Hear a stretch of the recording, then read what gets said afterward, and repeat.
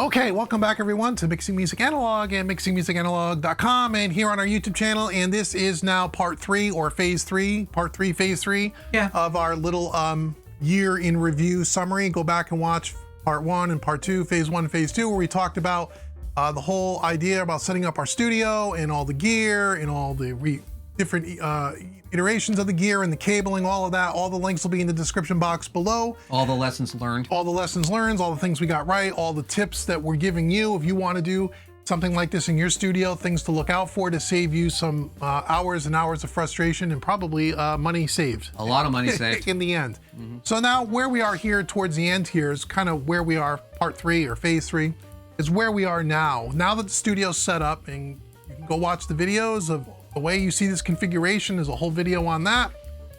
Where are we now? We talked about the end of phase two. We future-proofed, so there's no more ripping down the racks and pulling the console and disconnecting all the cables and putting everything back together. All of that's been done. A new piece of gear comes in, we stuff it in the rack, and we're ready to keep rolling. Right. So what are we doing now? So what we're doing now is we're working. So mixing work for clients now. Fairly busy, which is really, really great. I'm really happy about that. We're making more videos like these, educational videos for the YouTube channel, and we're going to continue to do that. We have some gear demos we're doing and hardware comparison videos, hardware comparison to plugin videos, mixing tutorials. There'll be courses. The YouTube channel will continue to move along as time goes by, interlaced with all the mixing work that I'm doing, which is really, really good.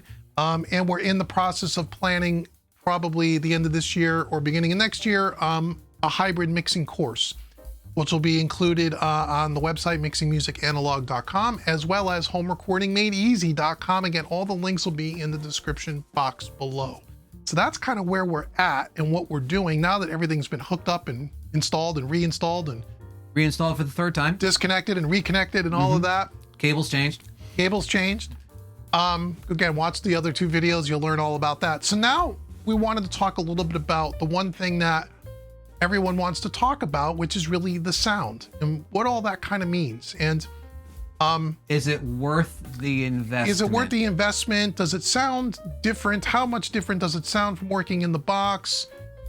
We have some videos showing plugins versus hardware, and hardware versus hardware, and what are the real differences? And what, you see a lot of, it's, the thing about YouTube is it's really hard to do a video where there's sound examples and really convey it. I mean, we've tried to do that. We've done it a little bit. YouTube does funny things to the audio, and inevitably there's always somebody that'll watch the video and say, well, but if you did it like this or did it like that or did it like this or did it like that, it'd be a little more accurate. We have tried from the very beginning of this whole experience to be as unbiased and transparent as possible, just showing you really live on camera what we're learning and what we're learning as we're going along, and where we started off and what our thoughts were and our opinions were, and where it's evolved to have changed to some degree. Some things have stayed the same and some things have changed. So number one, how does it differ from just in the box? Now we set aside the workflow because we know the workflow is entirely different. And you can like it or not like it. It's all personal preference. We stressed from the beginning that this was probably for us, at least at the start, more about workflow than it was about audio quality. Absolutely. This was, the whole idea was for workflow. Yes, that's true. And the workflow in here, there is no comparison workflow here to in the box. They are two completely different things. There is no comparison between them. In the box is in the box. Analog hybrid is analog hybrid. They are not the same. They're not the same. Period. And it all depends on what you personally like. Working with the box and the plugins and opening up all the plugin windows, it's got a speed and an accuracy and a repeatability that is completely different from analog, using faders. There's levels in between where you can use plugins, but you can use surface controls, like fader ports or those kinds of things, which get you kind of somewhat of the same experience to some degree. But the workflows physically are way, way different. And it's only a matter of what you like and what you don't like. As you said, when we started this, and we think we said it in one of the first few videos we did, which was even if the sound was absolutely identical, even if it was,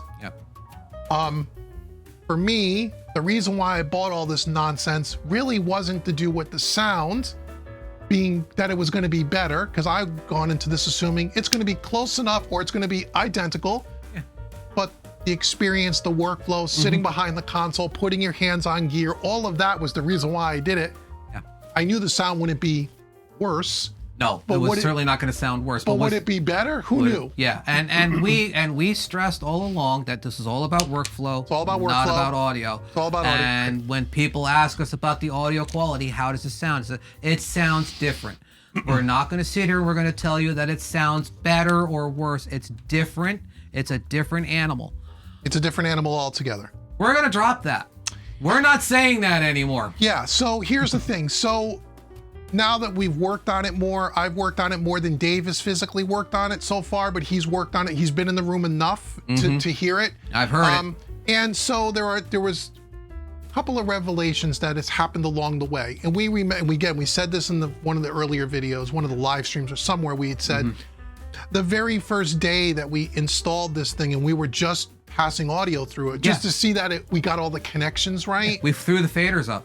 We were testing it out for the first time, and David walked over, and it was a 16 track, the first 16 faders. Yeah. And we didn't touch an EQ, we didn't do anything. All we did was just move the faders up to just hear that the connections we made worked, and that we were coming in on the preamp side, we weren't clipping the damn board coming in. We were basically just checking to see if it was passing audio properly, if we had our levels right and everything else. And we had it turned up. And I grabbed the monitor knob, and we hadn't even really mixed it. We just pushed the faders up so there was audio coming through. It wasn't even a mix. I grabbed the monitor knob and I turned it up, and it was loud. Okay, yeah, it was loud. It was loud. It was loud enough. Yeah. I looked at him and he looked at me, and it was like, "Holy shit, that sounds good."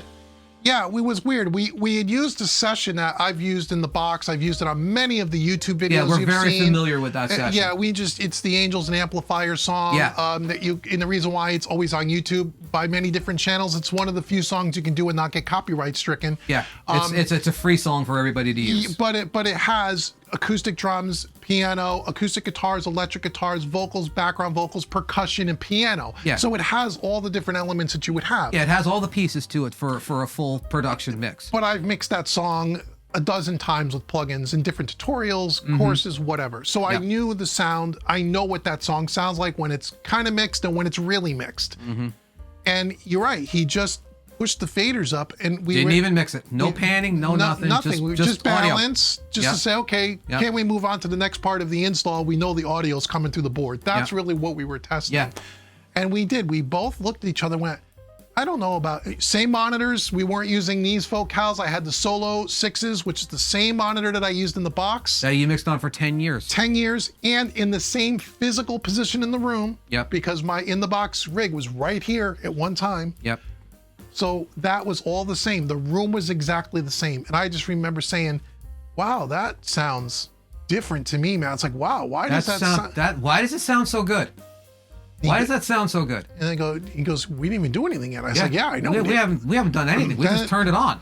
So that was kind of the first time where we went, wait a minute, something's different. We knew it would be different, but we didn't know what an SSL sounded like. No. So we were like, wow, okay. We didn't have, no hardware was hooked up. We had the Fusion. None of it was even installed. It was just audio running through the SSL. That's all it was. It was audio. There was 16 tracks in, stereo channel. We weren't even running the buses. We were just straight to the mix out. Right. And it was like, it sounds really good. It sounded good, and we just chalked it up to, okay, it's a little different. We're getting used to it. But wow, we're pleasantly surprised that, hey, that sounds really good. Great. Yeah. That would have sucked if it didn't sound good. Hey, listen, not only is it passing audio, but it sounds really good. Right. Let's move on. But so now as we move forward and we've added more hardware, we've gotten more familiar with how to mix on this thing, how to hit the preamps right, how to use the EQ, how to use patching in all the compressors. And you've seen videos where we've done different video compressor reviews, compressors against plugins. And every time we've done hardware against the plugin, we always come up with the same thing. The hardware has a more three-dimensional sound to it. It sounds a little bit wider, deeper, wider, a little bit thicker. Plugins are usually pretty close. Better separation between the instruments. Just always a little better. We always started leaning more towards hardware. So now we got 2 full racks of hardware and piles of it. And as we've mixed more on it, as I mix more on it, the more experience I've had with this, the more mixes I've done. We get on Skype a couple of times a week and we talk, and I remember saying these mixes come together so fast, and I said they're just the level of separation and depth. I don't remember being able to achieve that as easily with plugins, and certainly not as fast with plugins. And I'm saying, as we got more into this, I kept saying, you know what? It's different. Of course, it's different. But now, where I thought maybe the plugins, when we first started, I said the plugins are probably going to be 90% there, maybe 95%. Yeah. It's close enough. Yeah, we were basically like there's maybe a 5 to 10% difference between in the box and on this rig. No, and I'm here. It's the more I work on this, the more I'm like it's not 90. It's more like 70. Yeah. It's probably more like 70. Now that's again not to say can't get great mixes with plugins. Of course you can. We've been through that in other videos. We are never going to sit here and say that you cannot do good mixes in the box. Absolutely can. We're never going to say that. What we are saying is that, and because people, again, it's in the comment section. Was it worth the investment? Yeah. It was worth the investment. It worth the investment. And again, if you want to learn about mixing in the box, go to Home Recording Made Easy. There's a mountain full of training things over there. They are really good courses. I've taken them all. Yeah, they're very good courses. They're good. It's helped lots of people. You don't need to go out and buy all this stuff to mix good music. We're not saying that. But we're also here, like we said from the beginning on this channel, to say we're being transparent. Yep. We're sharing our experience, which will vary from everybody else's, and we're giving you our opinions. So take everything we say with a grain of salt. And we're not here trying to sell you anything. We don't get any commissions on any of this. None of this stuff is sponsored except for a few pieces from audio-scape. SSL doesn't sponsor us. All this stuff has been paid for by me. SSL doesn't even know we exist. A couple of people know we exist, but they don't give us anything. They don't sponsor us. They don't pay us for nothing. You could go watch the 6-month video I did for the SSL Origin where I say that. Yep. So we're only sharing with you our own personal opinions and experiences, because if you are in the market to do things like this, you want someone who's going to be honest with you, and we're trying to be honest without being biased. So I can tell you that the mixes, I think it's not only better, meaning I like it better, but to me it's head and shoulders better. Yeah. It's head and shoulders different, better, whatever you want to call the word. And here's something that's an interesting thing. So it's not just, and it kind of confirms, the reason why I'm able to say that now is because right now I'm working with a client. We can't really share who the client is, but we're in the middle of mixing an album. And this person approached me. Now, again, Dave knows who it is. And it's, there are people on this album that play with some of the biggest bands in the world. Yeah.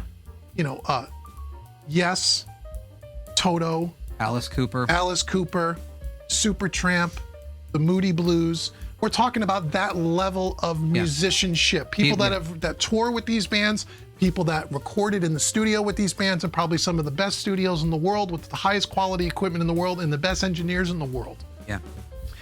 And when this project was, when I was interviewing, if you will, for this project, we talked about this. One of the things that the client said to me was, we were testing one song to see, was this going to be a good fit?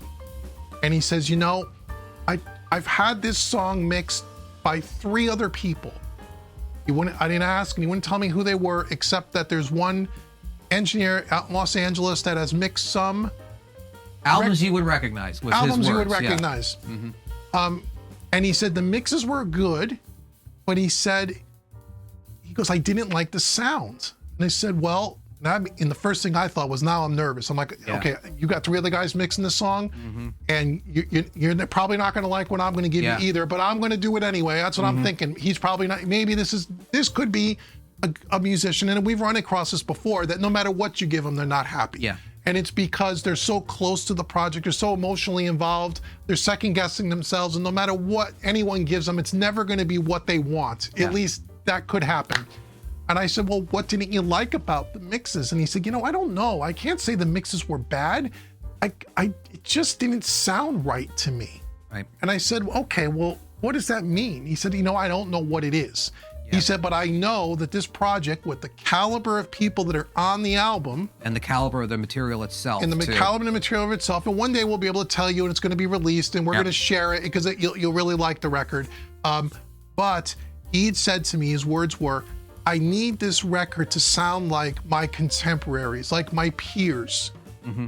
I can't give this to someone who plays with Toto and have this record not sound like something of quality of what he just recorded with Toto last year in the studio. That was his thinking. Mm-hmm. He wanted to say, he is kind of the manager and one of the musicians in the project, and he wants this thing to sound, he hands it to a pro level musician, they want that pro level musician to listen to that record and go, it sounds professional. And again, I know that's it's a subjective term. What does that really mean? It's actually a terrible term, but there's no way to really put a word to it other than that. That was how the conversation went. Fine. I know it sounds great. I said, okay, let's do one song. I did the song for him. It wasn't a big 20, 30 tracks, rock and roll kind of music. Nothing really. Didn't push the capability of the boards at all. No, we didn't. I did a nice mix. Took about a half a day to mix it. I emailed it back to him and said, what do you think? Now, the only thing that he gave me for direction was, I said, give me the last mix that was done so I can use it as a reference. Right. I don't care who mixed it. Send me the one that was the last one you got, that you said, I like it, but there's something I don't like about it. I don't know what it is. Yeah. And I listened to that mix, and it was a good mix. Nothing wrong with it. Right. There's a couple of things I would have done differently, but it's all subjective. Yeah. We all would mix something slightly different, but it wasn't a bad mix. Mm-hmm. I don't know how it was mixed. I don't know what was used. If it was analog, plugins, combination, I have no idea. I gave him back this mix after 4 hours, and he emailed me back about an hour after I gave it to him, and he said it was 98% of the way there. He says it's exactly the sound that he's looking for, and he says, I know that you're the guy to mix this record. Mm-hmm. Now, I was real happy about that. Now, well, he should be. Some of that is, okay, you got to be a good engineer, but the guys that mixed the record before me, I'm sure were great engineers. We all have different tools. We all use the tools a little different. But when he said to me, that's the sound, that was the same way that we would describe it, where we would say, well, what is it? Yeah. Is it more three-dimensional? Is it wider? Is it fatter? We're all trying to come up with these terms and these words, these adjectives to try to convey to you, how does it sound? You always use the metaphor of, it's like I'm listening to an old vinyl record. Yeah, that was kind of the analogy. And even that doesn't do it justice. It does not do it justice. It's just like, it's like when you're listening to music, that's what you want music to sound like. Yeah. That's what we're hearing. How do you put, there's no way to quantify words to describe that. It's just like, when you listen to music, this is what you want it to sound like. Yeah. Period. And so that was the analogy, was the only thing that I can, to try to convey it to you, to say, because I know I'm not trying to be, I'm not trying to be beat around the bush. I'm trying to, what do you really mean? To me, it's like if you had a really well cut master of a vinyl record, played on a nice turntable on a nice set of home speakers, that listening experience versus listening to that same exact record on an MP3 on Apple Music or Spotify. Right. That's the difference. Both are really good. Yeah. Millions of people listen to online streaming and they're great mixes. But there's something about the difference in fidelity or the difference in sound quality that is what it is. Yeah. And then I said to Dave, when I heard him say that to me, I said, Dave, this is exactly what we were talking about. We're not crazy. It's not just us, because some people say, well, you've convinced yourself it sounds better because you just went out and invested half your life into this thing. And there is a valid consideration to be made there, because I understand that. And and we've said it many times in the videos and stuff too. It's like, you have to be in the room. You have to be in the room to get it. You really do. We're sorry you can't be in the room with us. We really apologize that you can't be.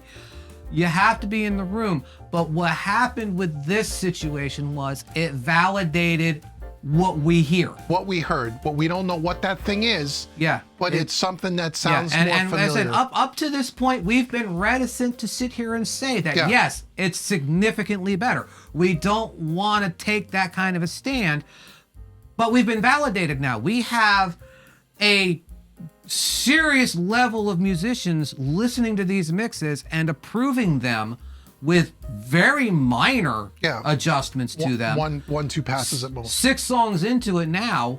We're 6 songs into the album. And they are ecstatically over the moon happy with what they're hearing after hearing mixes from 3 other professional level engineers. Yeah. One was in LA, one was in Nashville, one was in London. One was somewhere in the UK. Someone was in the UK. So you've got 3 pro level, guys who mix probably for, hundreds of artists that you've heard. We don't know. And we don't know their gear. I can't say, well, those were all mixed with plugins. We don't know any of it. They might have been. I don't know. We've got these guys validating what we've been hearing for the past year. What we've been hearing, for sure. And it's not just the one guy. He's sending these mixes and they're being approved. The whole band. The whole band's listening to them. So that means they're all listening to them on different sound systems. They're all accustomed, for lack of a better word, to hearing stuff that's top grade quality, because they play in bands that are top bands. I mean, these are not. These guys don't have crappy sound systems. No, right. So you got several people, 4 that I know, that are listening to these things on several different sound systems, and they're all coming back with the same thing. Yeah. That means that 2 things. One, we knew and know that the room is dialed in, the mixes translate very well. And I did one of my last videos on the channel. You see all the different playback systems that I check the mixes on, and when they're there, I know they're there. And no matter where you play them, they translate well. But you could do that with any room, with any project, if you set the room up right. Yeah. But I think there's something there that is just, as we keep saying, which is that X factor, which is, the gear. And the gear makes a difference. Yeah. It just does.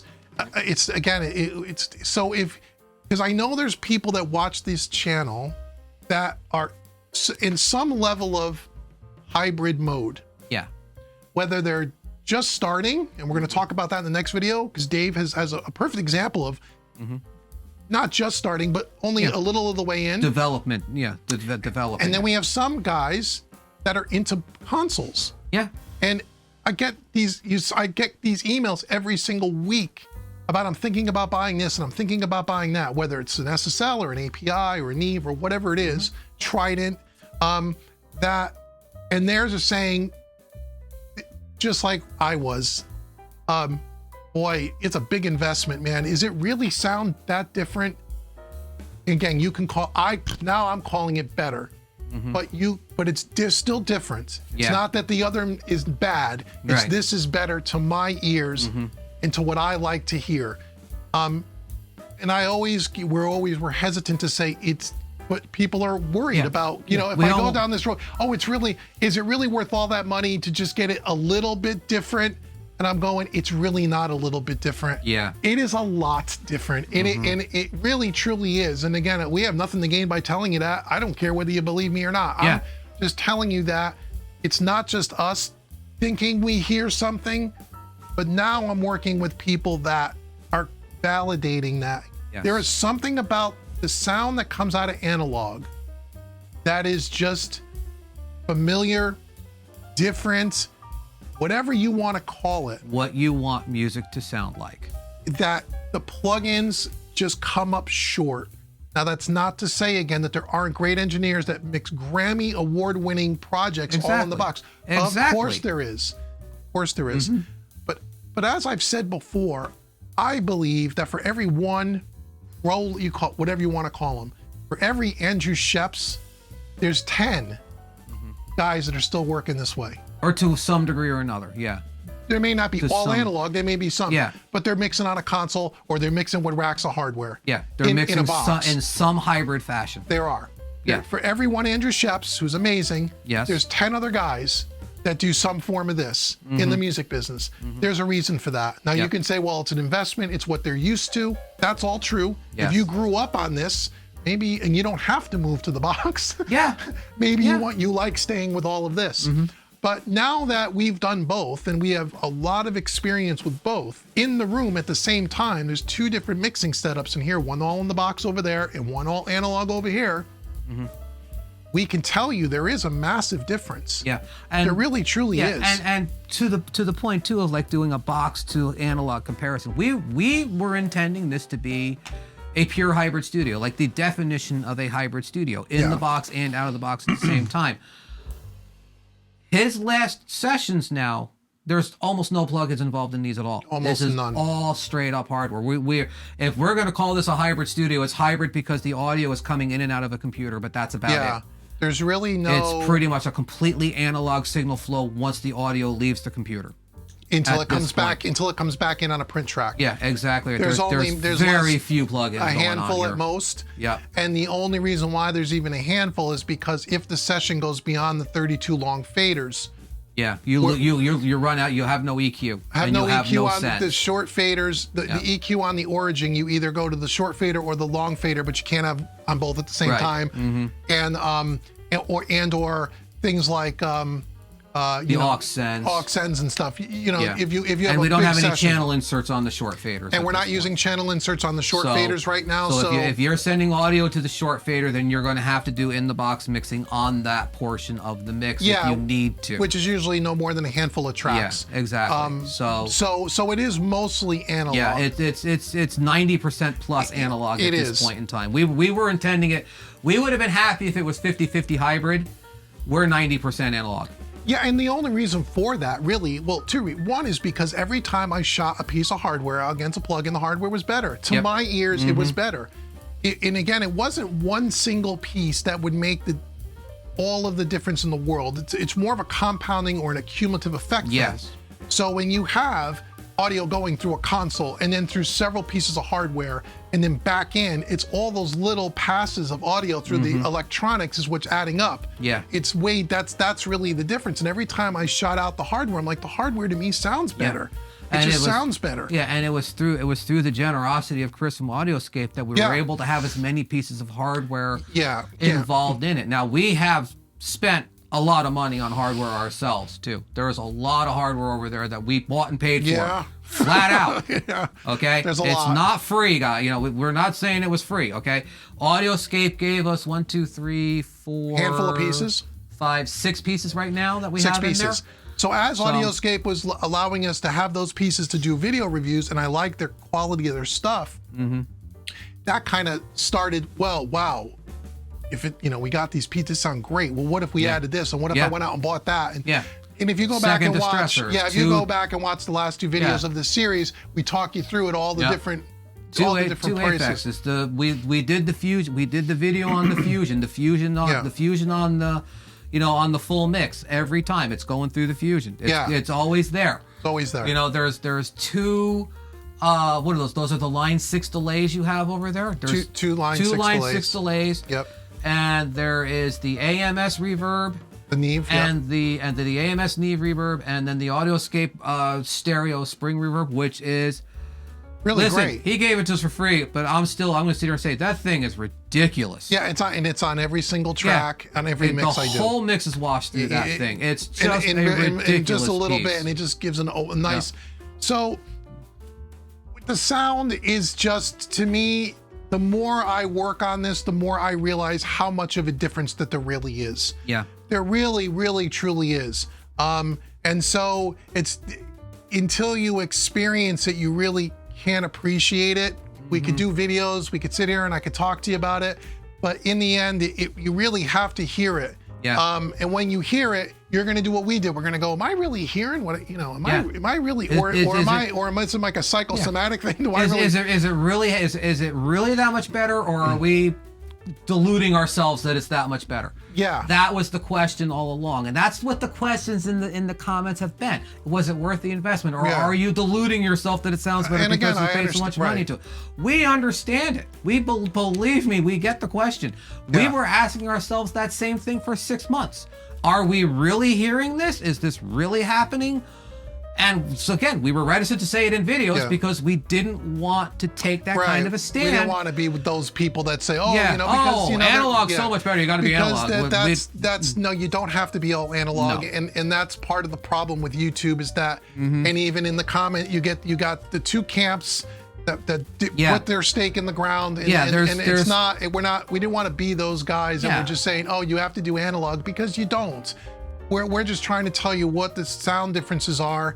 And once I got involved in this project and heard that from that client, that validation, then I said, okay, he's hearing those same things that we were hearing. Yes. And he wasn't in the studio.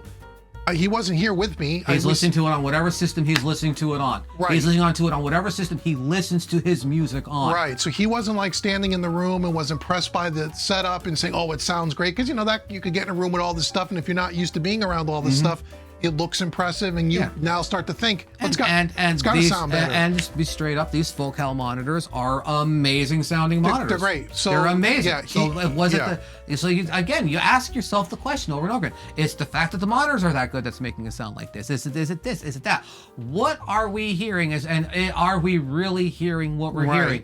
And the answer to the question is, yeah. Yeah, we are. We got outside validation now from several people that, yes, they're listening to this thing on God knows what sound systems they're listening to them on, and they're all coming back with the same thing. He said, "That's the sound." That's the sound. And that's what he said. That's hear. The sound. And I said, "What does that mean?" He goes, "I don't know. That's the sound." Yeah, whatever it is, you're mixing the album. He goes, "We want you to mix the album," and I'm really happy to do that. And I can't wait to share with you that record when it's done. But so that's where we wanted to kind of just do this in a separate video to talk about that and to just say, there is a big difference. There really, truly is. And so it doesn't mean you can't do it all in the box. You can. But for the ones that want to start to experiment with hardware, or the ones that are in the process of doing that, or some of you that are halfway to this, or wherever you are in that chain, where we want to share with you in the next video, where can you start? If you want to get the benefit of some analog, what are the things you need to think about? We talked about in the last two videos about planning and cabling, but let's say you don't want to do this. This is not in your future. No kidding. I get it. Yeah. This is not a hobby. This is the way I make a living, and this is not most people. No. I understand that. Some of you, we get it. We get it. But you have your Focusrite interface. It has 8 set of outputs, or you have your Apollo interface, or whatever you have. And maybe you want to add some of this stuff. You want to know, well, can I get some of that benefit? And if I can, what do I get first? What brands do you guys, all that stuff. We're going to talk about that in the next video, to talk about if you want to start with hybrid, or you're thinking about it, or you're halfway in, where do you get the most bang for your buck? And what makes the most impact? Yeah. Right? What makes the most, so you don't waste your money. Yeah. So that's what we're going to talk about in the next video. So let us know below what you think of this video.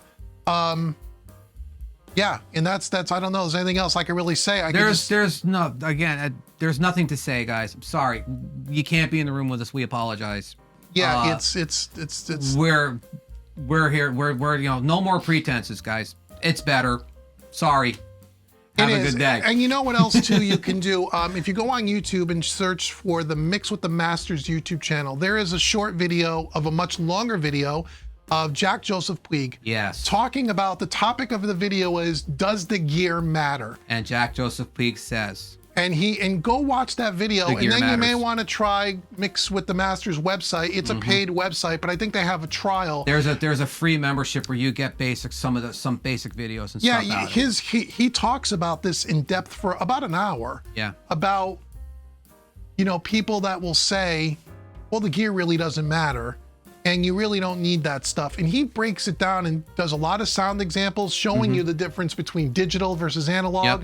And again, over YouTube, it's a little bit, could be a little wonky, but he has a really good insight on that stuff. And this is a guy who has his own plugin line with Waves. Oh yeah, right. Yeah, so, right. So again, this is a guy that he's developed plugins with Waves, and he's standing up and he's saying, does the gear matter? And he's saying, yeah. Yeah, the gear matters. And he goes into, because he really understands it from an electronic point of view, he really goes into some detail on, well, why does it sound different? Yeah. Not just saying, yeah, that sounds better than this. He's going, well, why is that? And he takes a really really technical approach to it, but he doesn't talk to you about it in a real technical way, so anybody can understand it. But for anybody that's into analog at all on any level or interested, it's a real interesting watch. And I would recommend that maybe you check out that video as well, because it'll give you a little bit more insight to, well, why does it sound different or better, or whatever word you want to put on it. There is a reason for it, and you can go watch that video. So anyhow, I think that's it for this video, that's right? All I got. That's all we got for this video. Next video, come back. We're gonna talk a little bit about hybrid, how to get started, where do you start, and if you want to do something in your studio, we could try to give you some pointers on where you may get the most bang for your buck. So come on back for the next video, and we will see you next time.